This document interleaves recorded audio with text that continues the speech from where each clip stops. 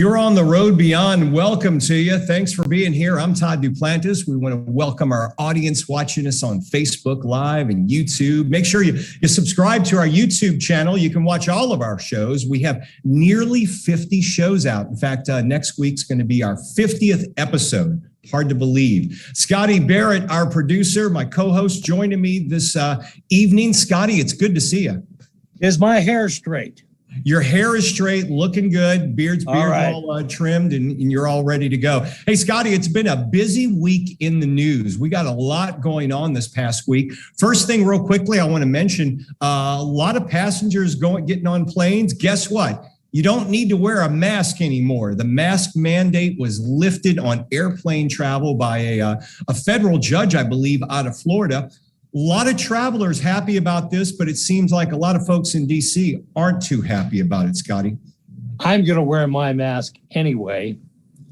And a lot of women who've been saving on makeup since the mask mandate came into effect, they're going to be wearing their masks. Yeah, well, I think one of the airlines, maybe it was United, sent out a message saying, masks are not mandated anymore, but you're certainly welcome to wear one. So you'll see a lot of people, I'm sure, still wearing. But, you always hear about the air inside of a jet liner is very filtered, so this possibly should have happened a while back. I still will wear a mask.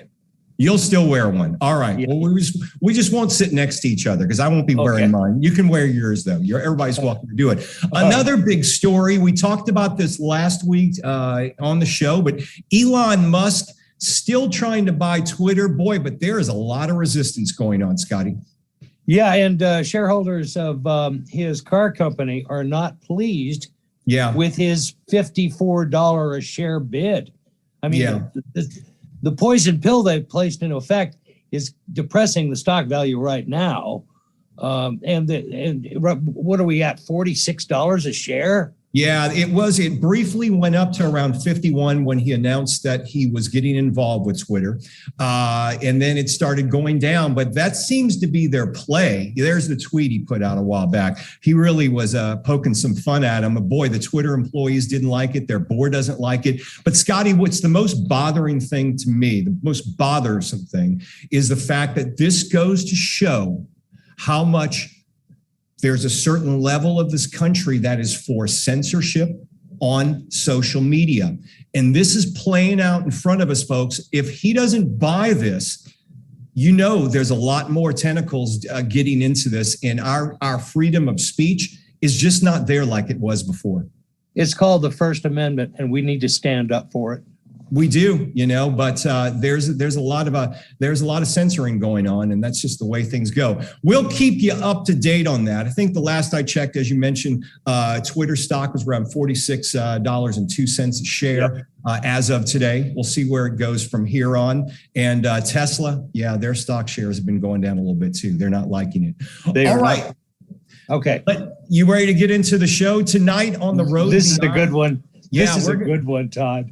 We're going to take a stroll across the nation to numerous haunted houses and hotels with our guest. You may know her, also known as Murder Geek 7. She is Amanda Thomas. Amanda has become a TikTok phenomenon, examining cruel and quirky cases of murder and the paranormal events that often cling to these events.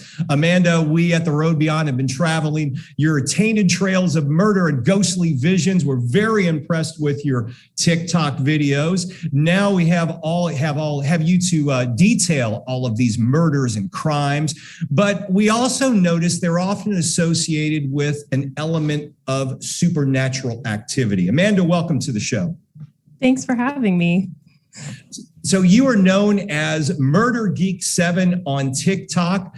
Let's talk about, before we get to some of your investigations, were you always maybe into ghost murder mysteries, things along those lines? No, not at all. I used to be terrified of these things. So in fact, my first memory of it is having my own paranormal experience in my home. Yeah, tell us about that. Oh, okay. This one scares me to this day. I was laying in bed and I was you could see the street light coming through my window. And I saw this man standing beside my bed. And a little bit later, I was terrified. I couldn't move. I couldn't anything. And he sits down on my bed and I could physically feel the weight of him on my bed. And he just touches my knee and I just screamed. I was probably about 13 years old and I screamed. And my mom comes running into the room expecting there to be a man. And I just avoided anything paranormal, anything just awful for a long time. And finally, I just decided I needed to face my fears. And it led me down the rabbit hole. And it's all I watch. It's all I look into now. So no, not always, but.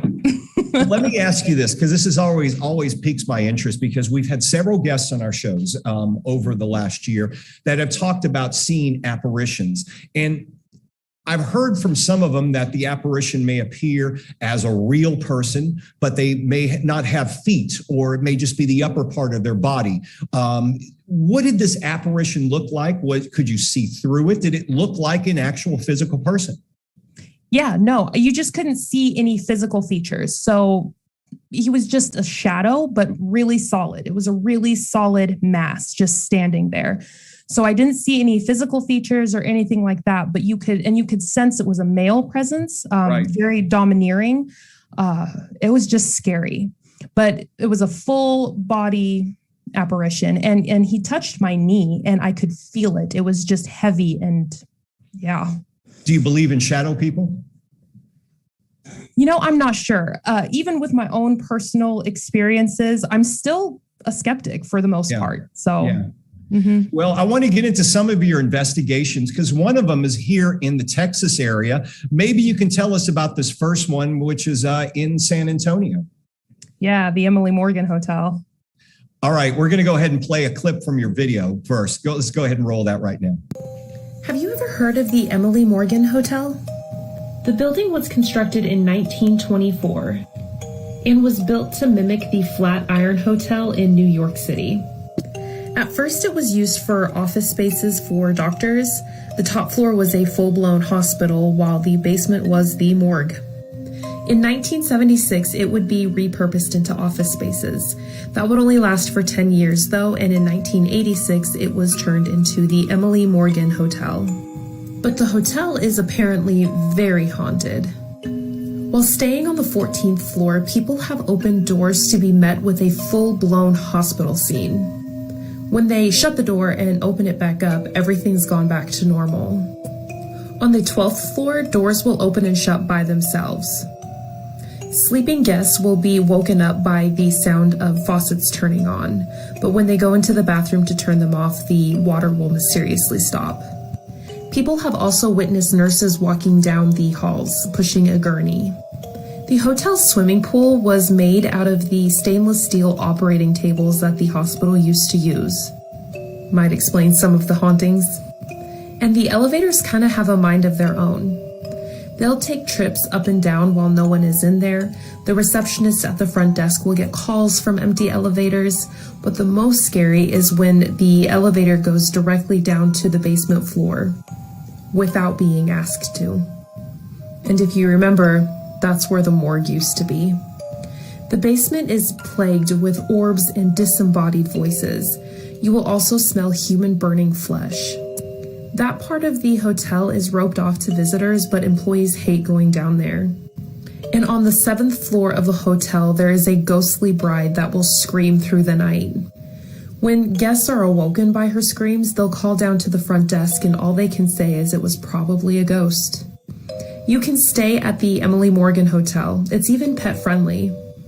It's located in San Antonio, Texas. Are you brave enough to stay the night? Let me know in the comments. And as always, follow for more scary stories. All right, so that scares the hell out of me right there. It really does. I mean, let me ask you, would you stay at the Emily Morgan Hotel? So no, I have 2 kids though. And, they told me that, Mom, once you hit 100,000 followers on TikTok, we need to go do a live stream overnight. So I've agreed to that. Yeah. Well, good luck. Yeah. Actually, when you do that, we gotta plug into that. So that sounds pretty cool. Yeah. Yeah. You obviously, you do a lot of research, Amanda, into these stories. How much research do you put into your average TikTok video when telling the story? Well, I post 4 a day. I do 2 more true crime videos and then 2 paranormal, 2 in the morning, 2 at night. And altogether, research takes me, I would say, probably 3 or 4 hours. So you're looking 3 or 4 hours and posting the videos. This is really a full-time gig. Yeah, it is. I do work full-time though, and I have 2 kids, so I've been pretty busy lately. Yeah, I can imagine so. Now we've got the Emily, the hotel in San Antonio. Even living here in Texas, I heard some of the stories about this. But if you're staying at a hotel, not many hotels have an actual morgue in the basement, but this one does. This one does. The morgue is what scared me the most about this story. You know, I had some comments talking about like the repurposed gurneys or beds that they used on surgery for the hotels, and that might be an explanation for it, which I agree with, right? I just cannot imagine telling a elevator to take me to the first floor and ending up in the morgue. Yeah, no. And how do you repurpose a gurney? I mean, you know, there might be a chance that you might want to get rid of that. You know, that just doesn't sound like a good idea to me. Well, I told my kids that if we do, once we go to the Emily Morgan, I am not going to the swimming pool. They can't ask me. I won't go. So yeah, not going to happen. No. All right, we're going to move on to another case because a lot of people are probably very familiar with this. The next is the Hotel Cecil, and we're going to talk a bit about that. But first, let's take a look at your TikTok video. Since opening in 1927, the Cecil Hotel has been plagued with misfortune. The Cecil was built in 1924 by William Banks Hanner. He spent $1 million on the project, which is over $16 million in today's money. The 700-room hotel was supposed to be a destination hotel. But 2 years after the Cecil opened, the Great Depression hit. The area around the hotel would soon become home to thousands of homeless people and would be named Skid Row. The Cecil became a hub of drugs and violence. There have been many self-unalivings in the hotel, and in September of 1944, Dorothy Purcell, who didn't know she was pregnant, went to the bathroom with stomach pains. She delivered a baby, and she thought the baby was a stillborn. So she threw the baby out of the window.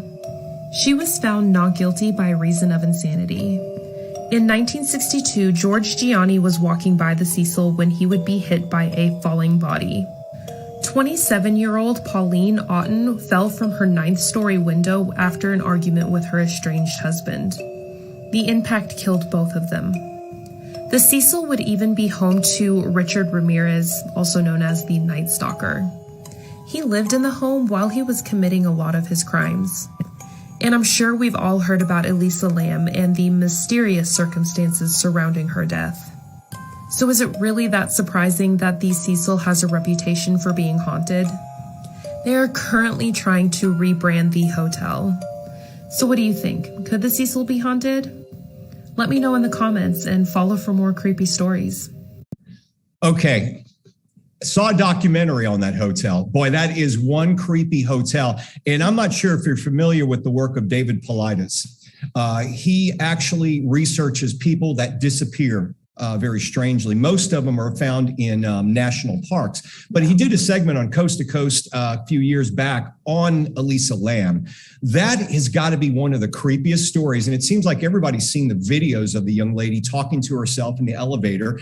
And then she goes missing. And they find her in a sealed water tank on top of the hotel. Right. Yeah. It doesn't make any sense to me. The Elisa Lam case, I can't wrap my head around it. Yeah. Yeah. I mean, she was, I believe she was Canadian, and she was staying at the hotel. She kind of disappeared off the grid for a while. Nobody really knows why she was at the hotel. Nobody knows what was happening. And of course, she disappeared. And the creepiest part I find about that is they didn't discover her body in the water tank until people inside the hotel started complaining of the taste of the water and the smell that was coming from it as well. too much information. That's how they found, yeah. And they went and they found her in a sealed water tank. It really doesn't make any sense how she ended up in the water tank. Even if she had put herself there, how did she get the cover back on? The official explanation doesn't make very much sense to me at all. Well, didn't they say something along the lines of suicide? Yes. Yes. She did struggle with some mental health issues. It's really a tragic story. It was. But I don't know. It does not make sense. Even if add up, because if you're going to, we're talking a sealed water tank. How do you get in there, reseal it? It makes no sense. It's certainly a creepy story. But you went on though and detailed really that it goes on to show there were a lot more creepier stories that happened over the last, going on nearly 100 years with that hotel. Oh yeah. The place is I'm convinced there's something bigger going on there. Like I said, it just kind of became this hub of violence. Right. Since basically its beginning, because the Great Depression hit right soon after. And, people like the Night Stalker were there and he was, violent. And, I think the most interesting to me though, TikTok's algorithm is pretty picky about what I say. And so when I say that, Pauline, that she fell from the ninth story, she actually threw herself from I don't know. Can you not say that on TikTok? No, you have to please the algorithm gods. Wow. No. That's one of the problems with TikTok. Yeah. Get back to the censorship. Yeah, go back to this whole free speech thing. The First Amendment. Yeah. Yeah, you have to be really careful about sensitive topics. And, I would hate to, I do care about my audience, the people that watch me regularly, and I would hate to have them have a negative experience coming to my page. So I really don't have an issue with censoring those really triggering words. Right. But yeah, the Cecil is definitely one it's weird. So let's talk about the next one. I believe this one is a plantation. And I want to say I saw a movie about this plantation, the Myrtles Plantation. And this is in Louisiana, correct? Yes. Okay. We're going to go ahead and take a look at your TikTok video right now. Have you ever heard of Myrtles Plantation in Louisiana? In 1776, a man named Whiskey Dave fled the United States to avoid prosecution. The land that Myrtles Plantation now sits on was a Spanish colony at the time. He was given a land grant of 650 acres. He sold the house to his son-in-law, Judge Clark Woodruff, in 1820. His son-in-law remodeled the house. 14 years later, it was sold to a Ruffin Sterling, who made it into what we see today. And today, people claim it is haunted. I'm going to show you two photos that were captured at the plantation, and I'm going to let you decide if you think it's haunted or not. This picture was taken by an insurance company, and as you can see, there is a woman standing in between the two buildings. The photo has been analyzed, and people say that it is an apparition as you can see the house through her. This photo has been turned into a postcard, and it is referred to as the Chloe postcard. And then there's this picture. This photo was taken by a teacher with her students, and as you can clearly see, there is a little girl standing in the window. No one knows who this little girl is. So what do you think? Could it be haunted, or is it all just a glitch? Let me know what you think in the comments, and follow for more ghost stories. Now that's pretty darn creepy there. Yeah.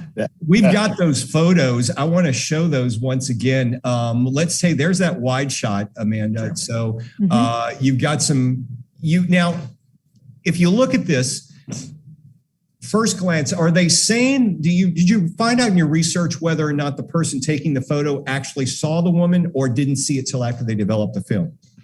So from what I understand is they didn't see it until after the film was, after they developed it. Okay.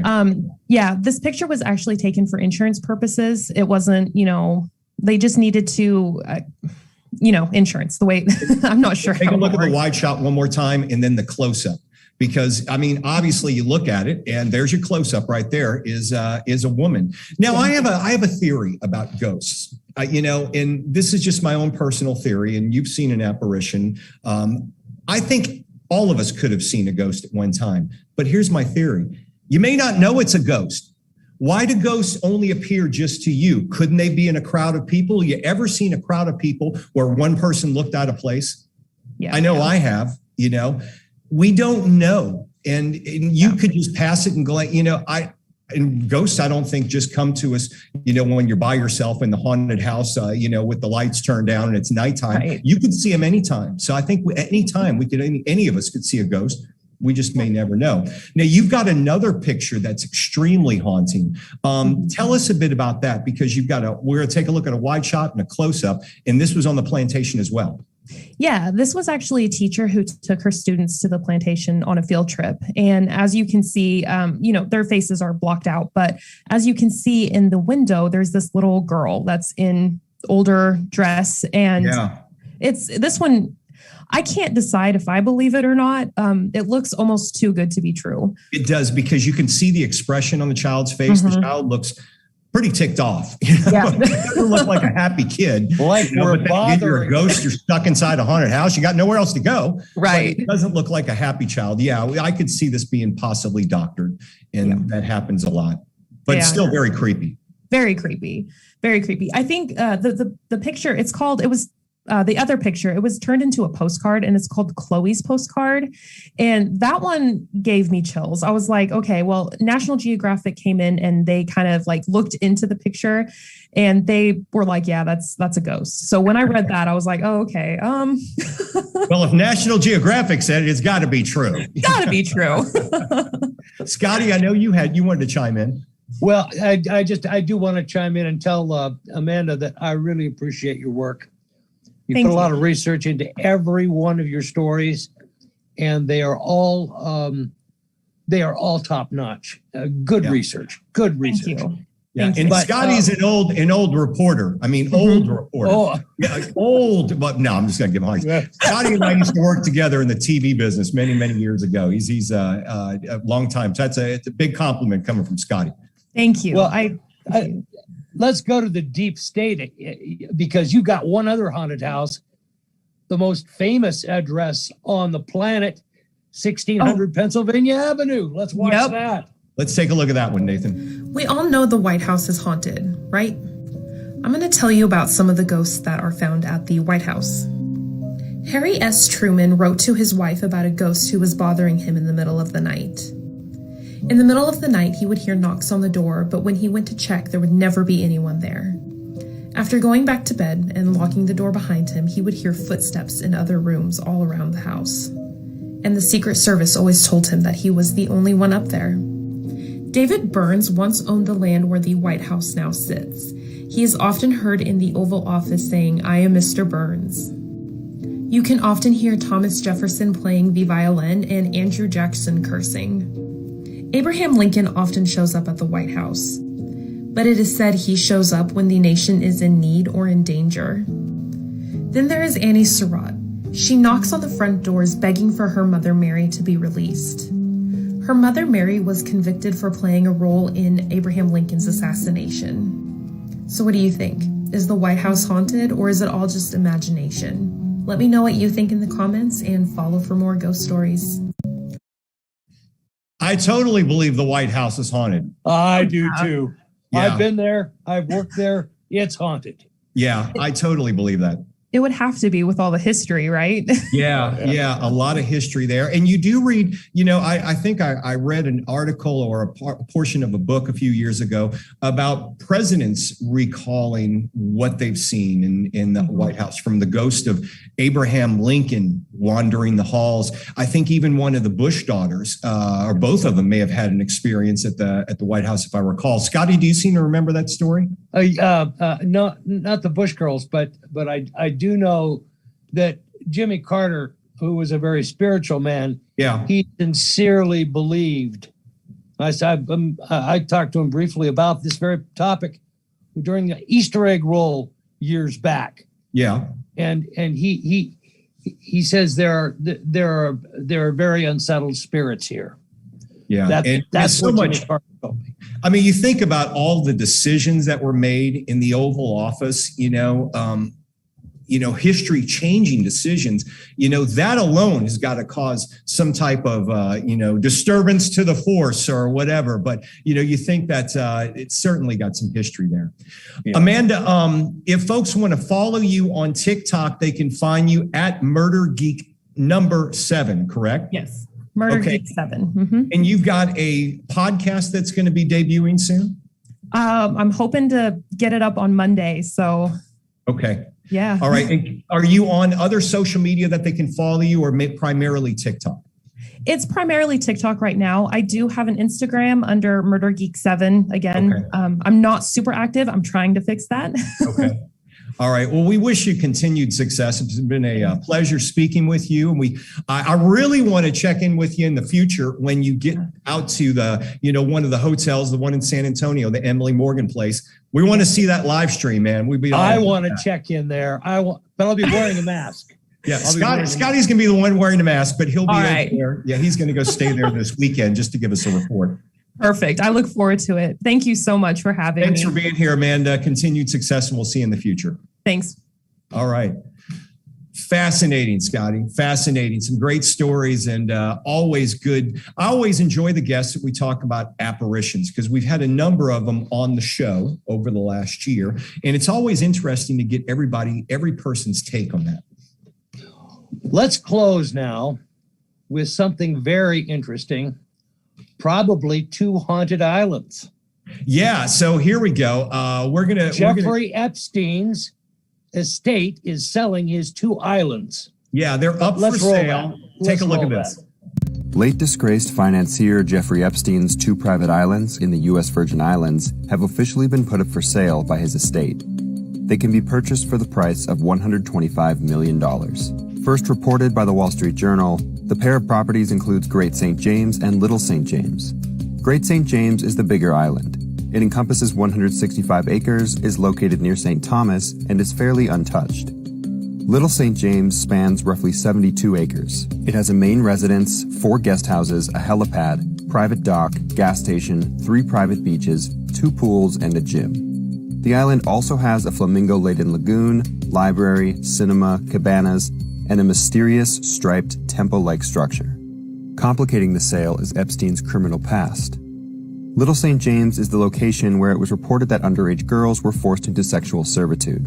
Epstein purchased Little St. James in 1998 and Great St. James in 2016. The New York Post reported in 2019 that he was illegally building a compound on Great St. James. It's been alleged by Virgin Islands prosecutors that Epstein brought girls as young as 11 to the islands, where he and his associates sexually assaulted the girls. Oh, that's creepy. That's some crazy stuff. And that video was courtesy of, I believe he's at Forbes is the TikToker who posted that video. It's just the things that are rumored to have happened on that island, completely disgusting. I mean, literally disgusting. And, we may never know how deep the connections went that were involved with him. And it's just a terrifying thing to think of what happened there. But it looks like they're up for sale. We'll see what happens with that. And the question always has been, did Epstein actually commit suicide? Yeah. We're not even, yeah, exactly. He didn't hang himself. That has not been answered in my mind. It hasn't been. We'll have to see if more research will come on that. We'll have to see on that one. Scotty, great show. Thanks for getting a hold of Amanda. Boy, what a interesting story. Look for her podcast. You can find her on TikTok at Murder Geek 7. Okay, that's going to wrap up this week's show. Find us on Facebook and Twitter as the Road Beyond Podcast. We also have a brand new Road Beyond Podcast fans Facebook group. We'll be posting there. We also, Scotty, we're on TikTok. You can follow us on TikTok at Road Beyond Podcast, all lowercase. Follow me on Instagram at Todd Duplantis65 for more updates. And always make sure you subscribe to our YouTube channel. Scotty, we're always free. Anybody can watch the show for free, and we're going to keep it that way. We are. All right, folks. Thanks for being here, Scotty. It's always good seeing you. Thank you for joining us. We'll be back next week. I think we're on Monday. Daryl Sims going to join us. We'll be back next week on the Road Beyond Podcast.